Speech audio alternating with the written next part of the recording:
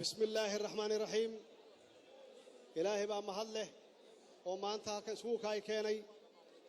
وحان أمهد علنا إياه حلي بانا الشرف له oo isbedel doonka ah kuwa codkoodii isiyay iyo kuwa aan codkoodii isinin maanta xildhibaanada federaalka Soomaaliyeed waxay ka turjumeen rabitaanka shacabka Soomaaliyeed guushaan waxa leh dadweynaha Soomaaliyeed meel kasta ay adduunka ka joogaan waa bilawgii guushaan waa bilawgii midnimada Soomaaliyeed waa bilawgii ammaanka iyo raadinta amniga dalka Soomaaliyeed waa bilawgii dimuqraadiyadda Soomaaliyeed waa bilawgii la dagaalanka musuqmaasuqa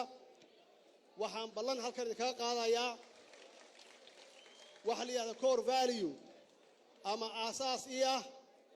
inaan ammaanada dalkan u leeyahay aan u xafido